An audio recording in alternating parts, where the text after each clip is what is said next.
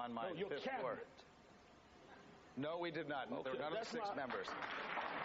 Then you need to let me talk to you about race in this country. Well, Democratic presidential candidate Al Sharpton, fairly or not, nailing Howard Dean on his record for racial hiring. It's not the first time race has been injected into the Democratic presidential race, and it won't be the last. Reverend Al Sharpton joins us now outside a polling station in the District of Columbia, where today voters are choosing among 4 of the Democratic candidates. Reverend Sharpton, today's big question, do you think Howard Dean understands the value of racial diversity? Well, I hope he does. I mean, you must understand, John, he made it an issue. He said that he wanted to be the one to talk race to America, particularly white America. So therefore, he made it fair for us to question his qualifications in that area. We've done about 29, 30 debates. He always, when we bring up health care or environment or education, says, look at what I've done in Vermont. Now that he chose to bring up race at a black and brown forum, I said, well, let's look at what you did in Vermont. I think it's very fair. We were standing in a state that had the exact percentage of blacks and browns that his state does. And those people needed to know whether they would have had an opportunity to be in his cabinet. Iowa is 98% white, just like Vermont was. So it was the proper place and the proper forum. Reverend Sharpton, let's just assume for a moment, just because arguably he has such great numbers, that he ends up being the Democratic nominee. Would you make a prediction for me? Are black voters going to turn out in the same way that they did for Al Gore, for Howard Dean?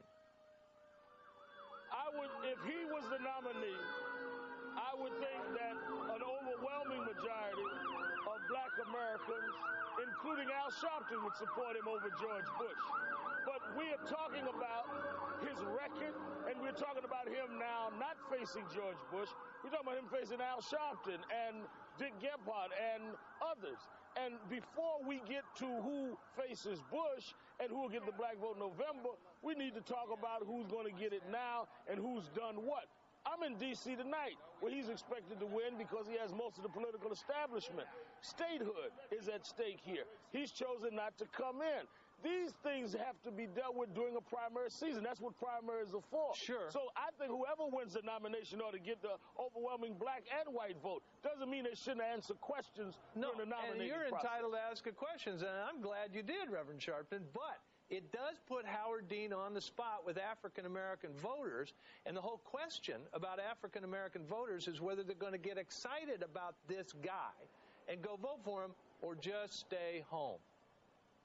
I think that if he were to come with a concrete plan and say that maybe there are things that were not what I would have projected and what I have tried to behave like they were in the past, and these are my commitments, this is my program, then I think they can get excited. But I think he cannot do it, nor any other candidate can do it, by trying to act like we're just going to be there and that we're not going to deal with backgrounds and track records like any other constituent. Okay, now we all know that former President Bill Clinton was very comfortable with African-American audiences.